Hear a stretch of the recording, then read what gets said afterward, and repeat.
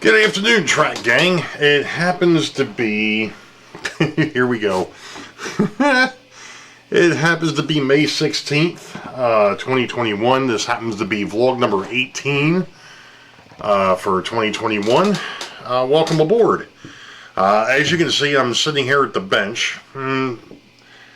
Actually sitting at the mobile bench extension, I should say, because I'm getting ready to embark on something rather unique, at least for me, something I haven't actually done yet.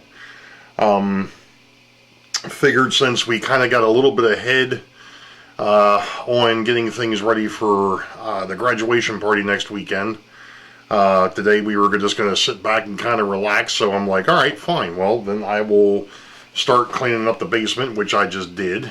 Cleaned up my actual personal workstation. I have to work on the workstation, but that'll happen after I get done Wednesday evening with work, because I'm taking Thursday and Friday off this week.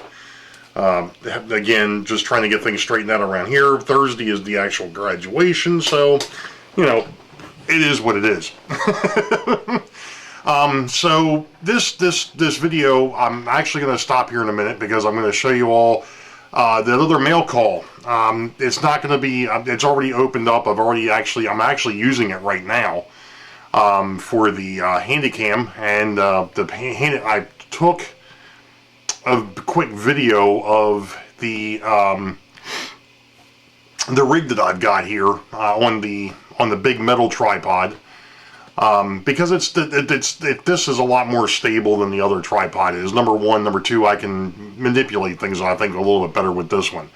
But off of Heath's suggestion, I went out and I bought a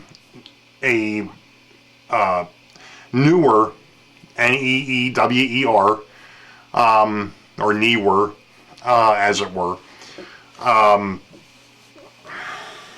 Sorry, I've got stuff. I had my arm on there, and now I've got all the garbage that was on the egg crate.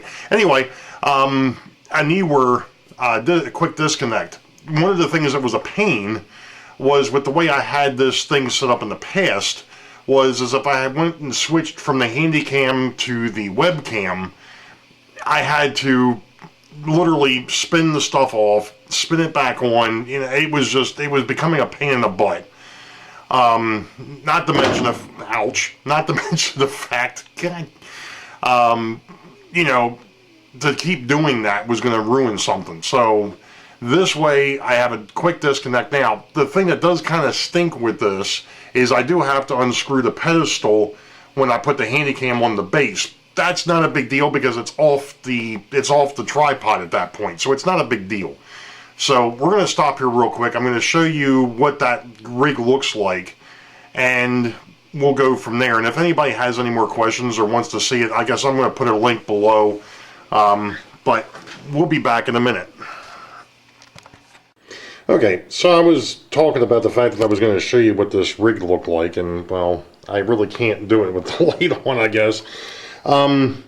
The quick disconnect down here is put out by a company called Neewer. I'll put a link. I got it off of Amazon. And the nice thing is the pedestal here that's holding the C920 onto the plate came with the tripod that I bought the ring light with, or that came with the ring light. So what I've got there obviously is that rig for the C920, and then, oops, sorry for shaking this because I'm holding it by hand, this is the other post that came with the tripod that came with the ring light, and then this plate here is the quick disconnect. So what I can do, or what I'm going to do here in a minute, is we're going to, well, you've already seen the camera. I've already been on camera for this, but what I'll do is I'll put this on the bottom of the Handycam, and then I can go ahead and just replace the C920 with the Handycam. And it seems to work rather well. I kind of did a quick test with the Logitech Capture a few minutes ago. So that was that was the other thing I was waiting for to come in the mail. So that's what we got. Okay, so back to the bench. Let's see here. All right, so let's see if I can. Let's do it that way. It's not perfect, but hey. All right, so I brought over, and you can't even see what I'm pointing to here. This box of rolling stock actually came out of Boeville yard. So I'm going to start with that first. And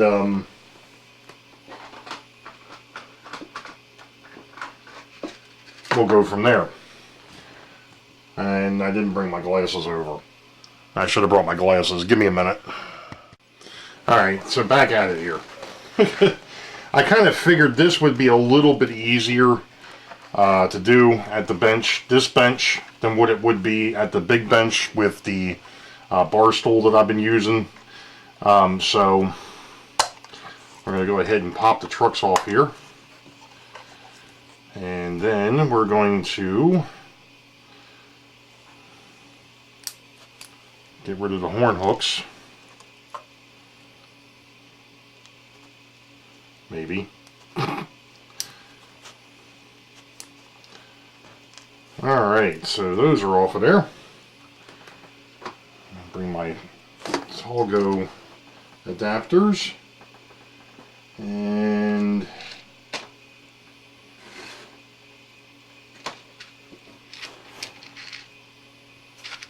okay. I think what I'm going to do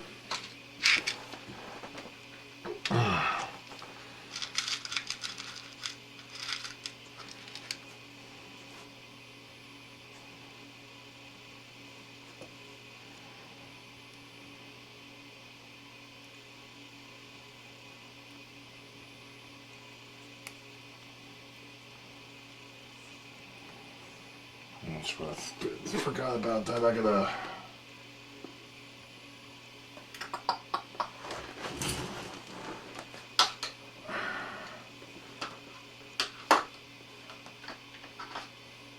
kind of have to push the pin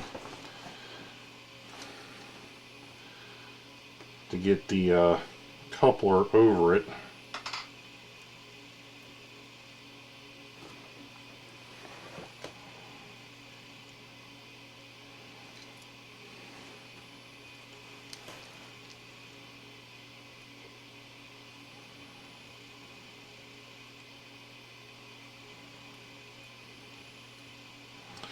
Eventually.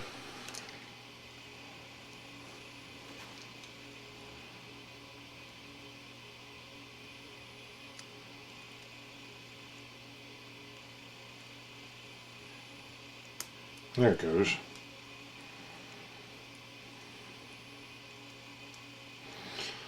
And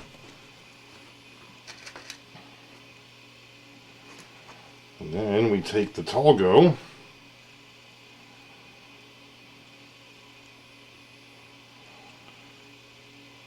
and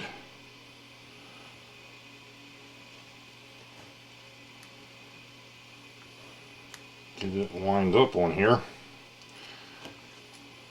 When I was messing around with this the first time on a broken coupler or a broken set of trucks, it took me a bit to actually get these things in here. And there is a tool. I know I've got the tool to do it, but it seemed like it was better to try and get it in there by finger first or by hand, and then take the tool and actually spin it into place. And that's what I'm trying to do now, is just trying to get it lined up on the coupler pin that's inside this truck, and get it lined up on the coupler as well, because otherwise obviously it's not going to work. And for whatever reason at the moment, it's fighting me tooth and nail. Of course, it's because we're recording.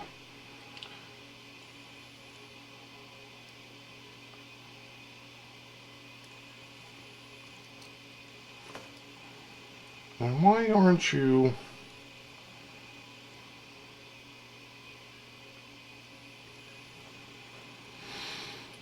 You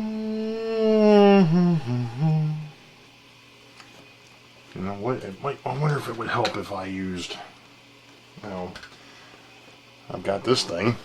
That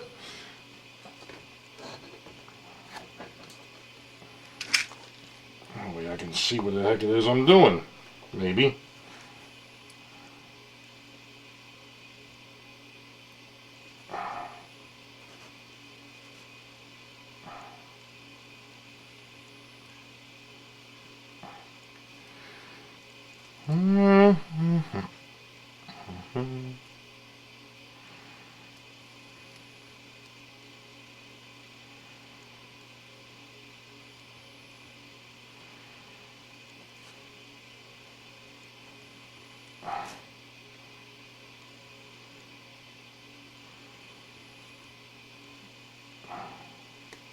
There it goes.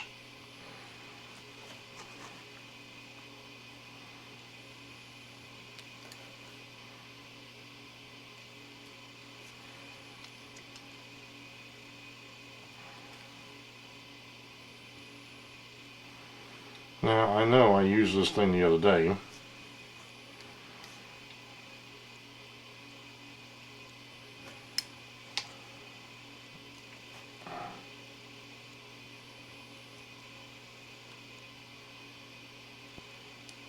There it goes.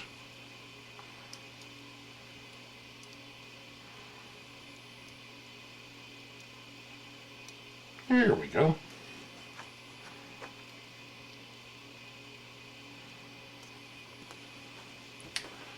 And that, as they say, is that. So, I don't know how well it's showing up on camera because I can't see. So that's one side.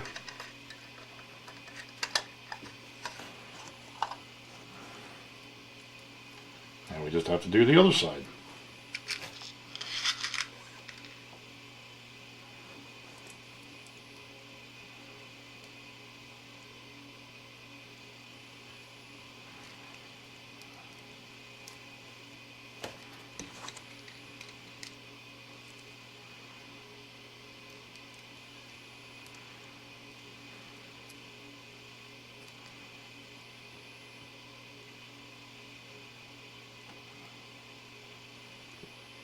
Come on, get in there. There we go.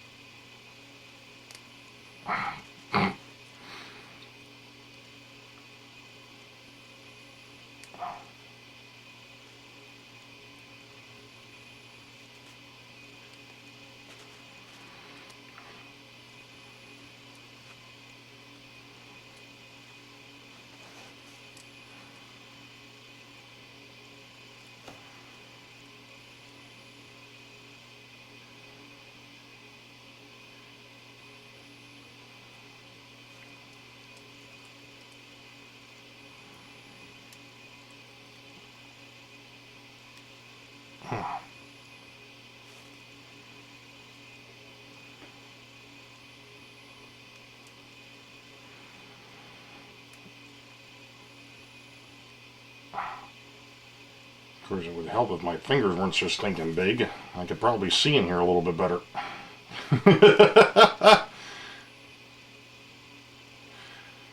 Maybe, maybe not.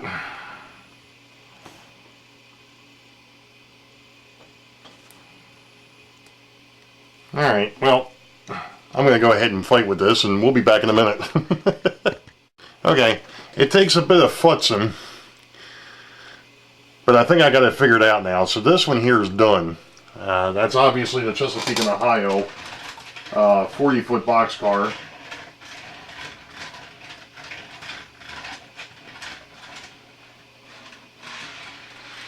And I've already checked that one on the track. Now, I've got this old Boeville boxcar, and this one here I think is going to be pretty much like an Athearn when it goes together.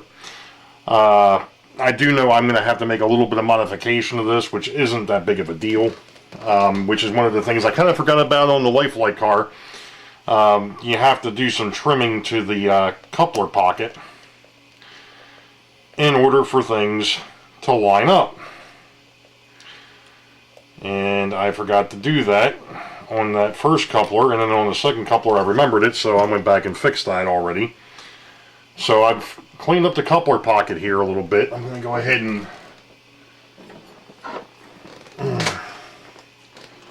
pull out a file. The files aren't in that drawer. At least not the files that I need. Here we go.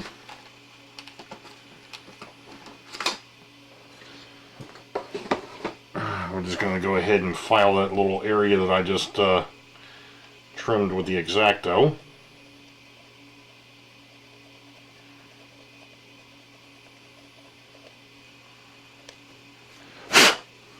Just to get any garbage out of there. Alright, that looks pretty good. So, what we're going to do with this one is we're going to go with the Kadee number 5s. Let's see how well this works. On this old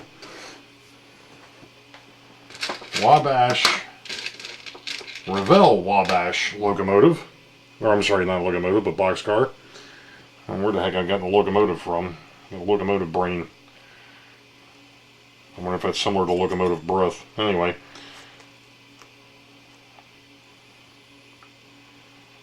Let's see here.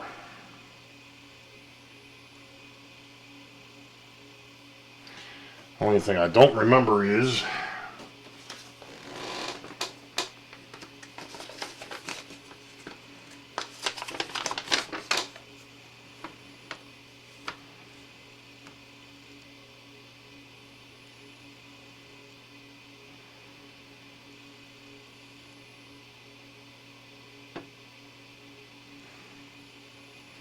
if you're using the draft gear boxes, which way to, okay, so that goes out. Alright. That's what I wanted to know. See, the thing with this particular car is that years ago, the coupler box cover disappeared. And I had to use a draft gear cover from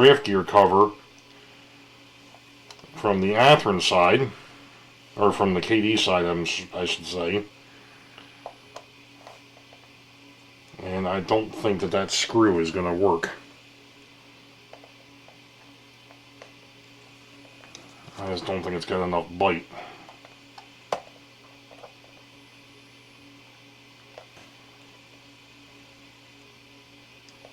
To do what we need it to do.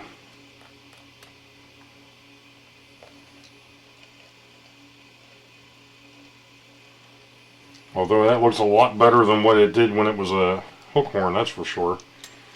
So we'll go with it and see what happens.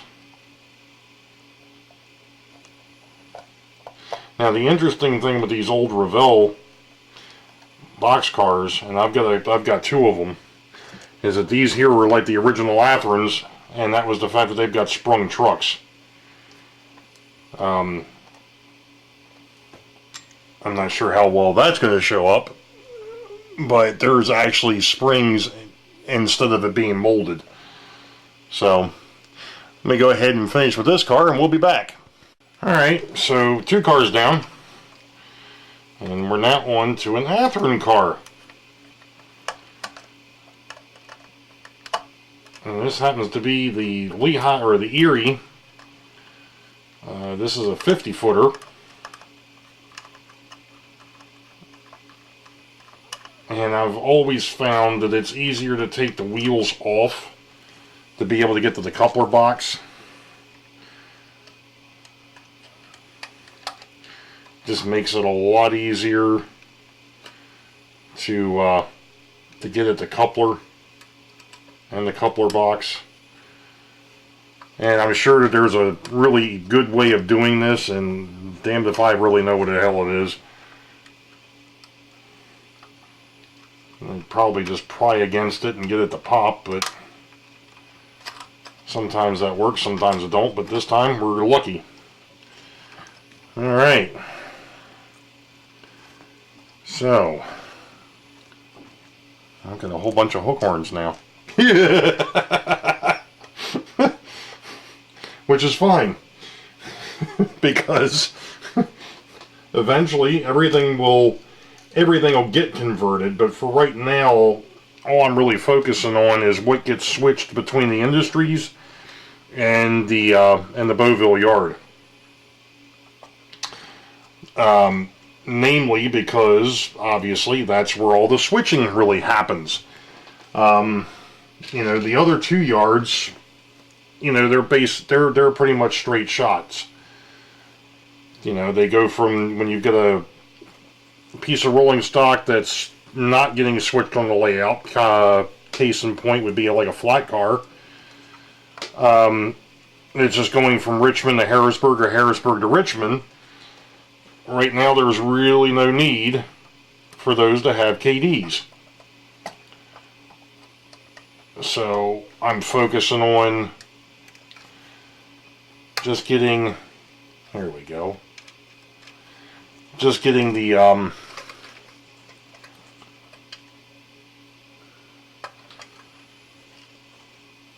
stuff that gets switched, to get that done first, and then I'll come back and eventually at some point down the line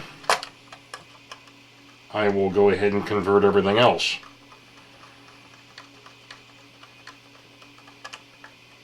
Now, one of the things that you're going to see me doing here is making sure that I don't tighten that screw up too much, because if I do, then of course the truck won't turn. The opposite truck, you kind of want it to wobble a little bit. See how this one here is wobbling? That'll take up any of the extra movement. That was one of the things that was brought up in Model Railroader years ago with the Athearn cars, or any of them that are done like this, was to leave one truck with a little bit of play in it, so that way if there was if the car likes to sway or something like that, it gives it a way to balance itself back out. And I've always done that with the screw-in trucks. I keep one side a little looser than the other side, and it just helps with the way that the way it tracks. I mean, obviously you don't want it too loose to where it's going to, you know, come off on the track. But you also, you know, you want to leave a little bit of play there, I guess is the best way to put it.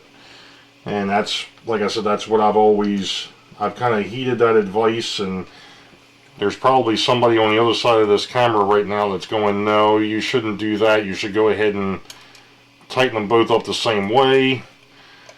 But that's okay. There we go. Now, some of these springs, these centering springs are used because I did have some of my equipment converted at one point, or it was bought converted, and I went ahead and converted it backwards because obviously I had not used Kadees until this point in any extent.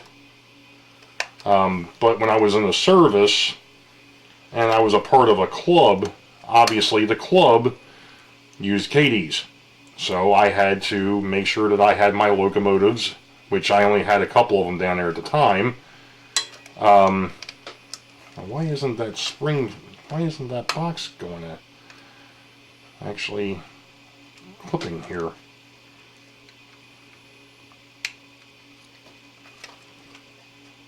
It's one side.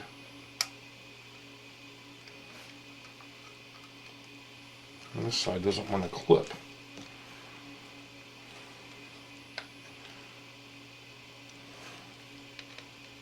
Or did it? Nope.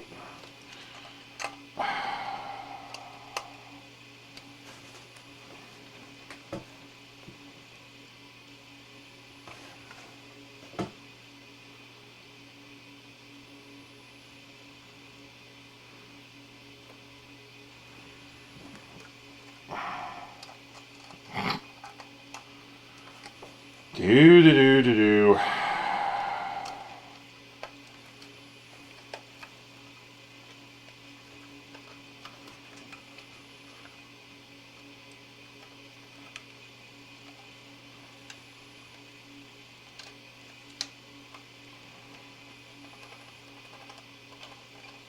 I got it. Hey, there we go. Sheesh.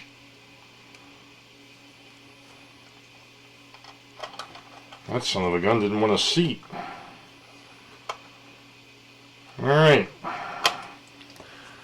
So, that's kind of where we're at the moment. Once my screwdriver decides it doesn't want to keep scooting off the head of the screw, we'll be in great shape.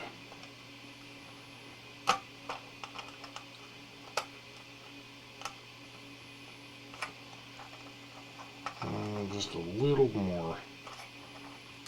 There we go. Alright, so that's that.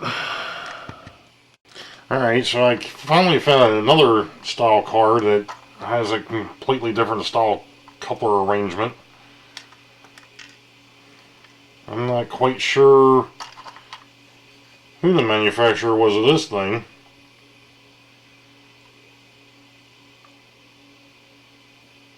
It doesn't really tell me on the underside.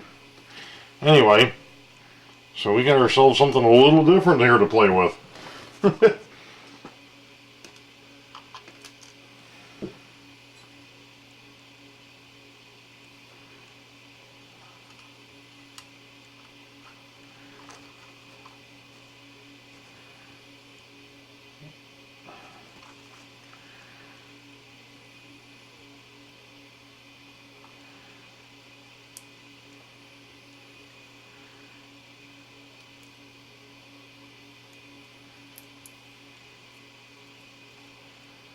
And it's not going to take a number 5. At least that way. The spring wants to bind up, so we'll go ahead and we'll put a 148 in that one. Provided, of course, I can actually get a 148 out of there.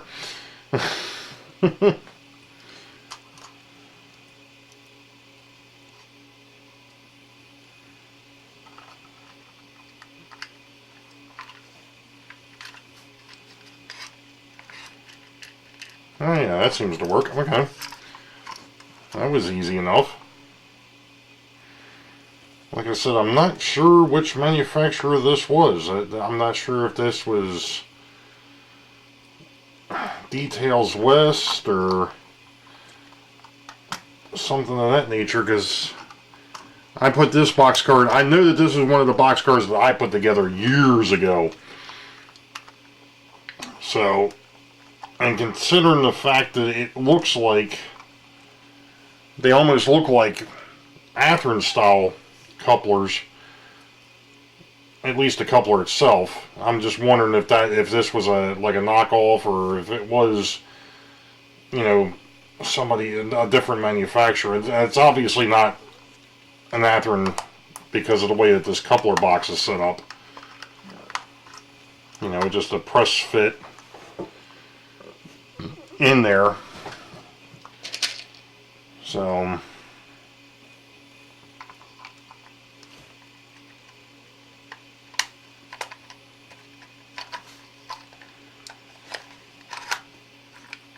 I may not have had to take the wheels off of there to get that in there, but hey, it doesn't matter. It's done. I just have to press the coupler or the truck pin back in place. That is sitting up way too high. That still don't look right.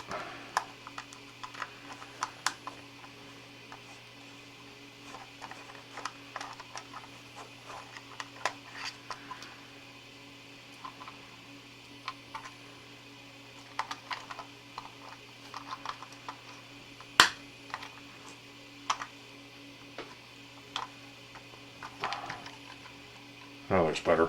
Okay. So that one's done.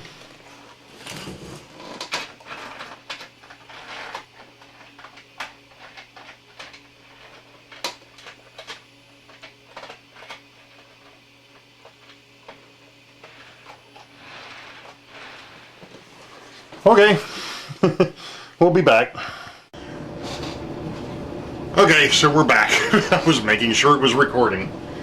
So I've been down here at the bench now for almost a week. Not the whole week. I've gotten up to go, anyway. But you know what I meant. I've been down here messing around for about a week on doing the conversions from the horn hooks, or the hook horns, whatever you want to call them, the old standard NMRA, these guys,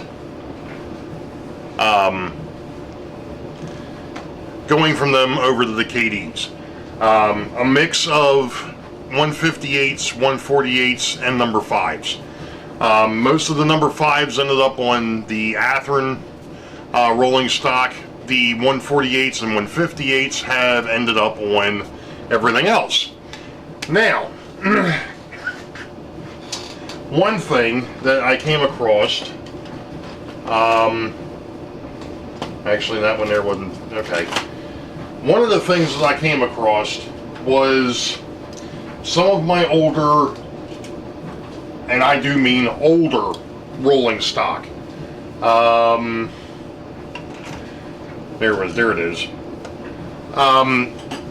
Some of the old Penline, Varney, and I think there was actually maybe some Model Power in here as well. Those weren't as easy to convert as the Athearns, for instance. Athearns will pull off the cover, drop in the centering spring, put the number 5 in place, put the cover back on, you're done. The Lifelike Bachmann, most of the AHM pretty much drop in, put the little Talgo adapter in there, and you're done. The Talgo adapters are a pain in the butt, let me tell you. Those things, I don't know if it's something I'm doing wrong, or if it's just the fact that with the way that these are going in, it's been a little bit of a pain. I've gotten them done, but some of them have been easier than others. But one of the other things I found out working on these, there's like different generations of the Lifelike and Bachmann and Tyco, and the coupler boxes on the trucks have to be trimmed for the 148s, 158s to go into. There's actually if you look at the coupler box, you've got the side piece, but then there's a piece that comes across the front. That piece, where my pinky is, would have to be trimmed, and so that way the spring sits up against the actual sidewall of the coupler box. There's a good case in point. There's one. I don't know if I actually trimmed this one down or not, but regardless. So, I just want to touch on this real quick, and I'm actually going to end this video because I know it's probably longer than heck. Like I was saying, here was one of the Model Power ones. This one here, instead of it being truck, I just cut the truck mounted boxes off and put in the Kadee draft gear with a screw to hold everything in place. That's the only way that I could do the conversion on that car. There was really no other way around it. One of the other ones, where is that it? Yeah, this one here. This one here is actually an old AccuRail, and it's not, there we go. This is an old AccuRail boxcar, and the coupler box, this is the original one, actually has a pin in it, which is great. You just pry the coupler box or the cover off, put the new coupler in there, and put the cover back on. Unless, of course, you break the pin. Then you have to go ahead and go to plan B, and that's actually going ahead and doing the draft gear boxes again and making the conversion that way.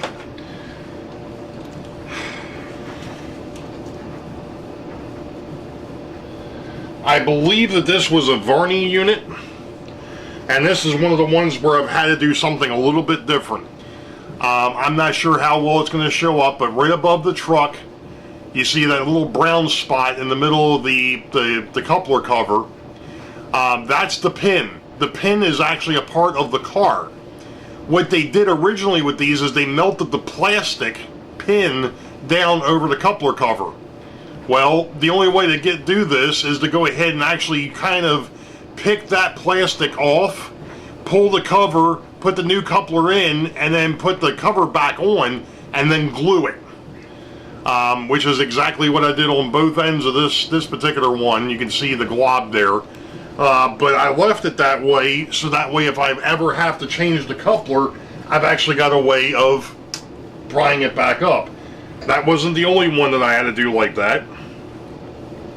This one here happens to be a Swift refrigerator car. Same thing, both ends. And then this one here is actually an old, this one here is a pen line, and this one had the same thing. Now, the wild part with this is when I pulled the coupler cover off on this one, this side was easy, the pin stayed. This one, the pin didn't. So I actually had to put a screw and another one of the Kadee draft gears in there to get that one to go. But all in all, everything has gone fairly well. The box that I've got sitting here is actually the cars that are the outbound, and also, no, this is all outbound. I'm sorry. Now, one interesting thing that I happen to come across, well, actually two things I'm going to touch on here. Let me pull my glasses back up. First off is the fact that the gondola cars, or the gondolas, however you want to pronounce it, aren't just a through freight, they're also a local freight, which means that on the local side, which is the ones that I'm doing all the Kadee conversions on, obviously they had to be Kadee'd. Because of the fact that I rotate the gondola cars, they all have to be Kadee'd, even though 90% of the time they're probably going to be on a through freight. So that kind of ran me into a slight problem, and that's the fact that the long haul locomotives would still be running hook horns temporarily until I get up enough to actually make those conversions. And I'm really not worried about the long hauls, or the through freights as it were, the ones that go from Richmond to Harrisburg to Richmond, kind of like the passenger trains as well. I'm not worried about doing those right now, because they're not being switched on the layout itself. Those cars they're manifest freight. But like I said, that did cause a bit of a problem, because the long hauls are not, the through freights, those locomotives aren't going to be Kadees, they're going to be horn hooks. Then I remembered that the gondola train actually has one special car, and that's this, the bulkhead flat. Now, I know it says CSX on the side. I have not had a chance to knock this back to put in, to where I'm going to put B&N on the side of it. But this is actually what they call a transition car. When you look at it, one side's got a Kadee, which would match up with the rest of the gondolas, and this side has got a horn hook, which means it would hook up to the locomotive. For the long hauls, for the through freights. When it gets to the local when it gets to the locals, it's not going to matter, because all of the local locomotives, case in point, would be this U-33, a U-boat. It's a Kadee. So all the local locomotives, and they're all switch locomotives, or what I would consider switch locomotives.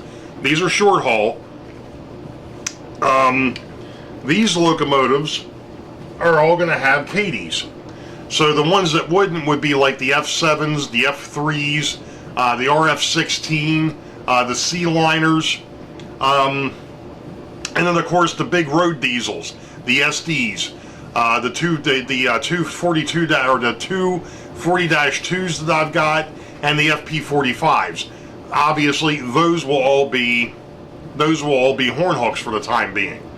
So this gives me a great jump. The only thing that I have left as far as conversions are all the cars that are in storage for the local side. That's that. If you remember on the layout, there's two drawers. The upper drawer is for the through freights. The lower drawer is for the locals.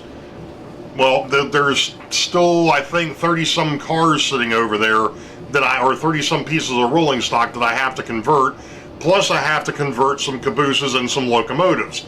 Now, speaking of which, and talking to one of our fellow, and sorry for shaking the camera here, I'm trying to get turned around here a little bit. Speaking to one of our fellow YouTube model railroaders, namely the Train Freak, with his knowledge and the fact that he's got a fellow that used to work for the FRA, he was telling me that a lot of times a caboose was assigned to a particular crew. That actually helps me out quite a bit, because now I can take a caboose, I can put the Kadees on it, and I can assign that one to local service only. So in other words, that conductor and engineer will be, it's always going to be that locomotive and that caboose. So one of the things that I'm going to start doing is I'm going to go back through my inventory, and I'm actually going to start assigning particular cabooses to particular engines or locomotives, so that way they're always going to be in tandem. They're always going to be the same. So that way, right now, the way I was doing it is, for the most part, if I had, which I've got, I think, like 6 locomotives that are chassis, and I've got 4 cabooses. Well, that meant that 2 don't have a caboose assigned, which meant that what happened was I could choose between which locomotive I wanted. If it was a local, then obviously I'd have the GP38, there was one other locomotive that I've got that's a local. I think it's the BQ237. They're 4-axle diesels. They're not road diesels. Long hauls. And if I had a long haul, if I had one of the ones that was going yard to yard, well then I could go ahead and I could pick from one of the 40-2s, the FP45, so on and so forth. So I had some leeway. Like I said, I've only got 4 chassis cabooses, and I've got 6 locomotives that I could be tied to. So now I'm going to have to scale that down a little bit and actually have cabooses assigned to local service only. And it's going to be really easy to figure out, because when you pick it up, it's like, oh, it's got Kadees on it, that's a local. Like I said, I know that this video has been going on for a while. So, you all know the deal. Wait for the highball. Green tracks ahead. Don't forget that this Sunday, the 23rd, Sidetrack Sunday is on Rick Bailey's channel. I've actually got the 5th Sunday on the 30th of May. The reason for that is tomorrow, it's actually Friday now. Tomorrow, the 22nd, is my daughter's graduation party. So I was like, it's basically pretty much all day Sunday, I'm going to be cleaning things up and putting things back from that. So there's no way I don't think there's any way I'd be ready for a show for Sunday night. Now, the 30th show, I've got a special surprise in for that one. And I'm gonna let the cat out of the bag when it gets closer. But like I said, you all know the deal. Wait for the highball. Green tracks ahead. We'll catch you all next time. Be safe. God bless. We'll see you.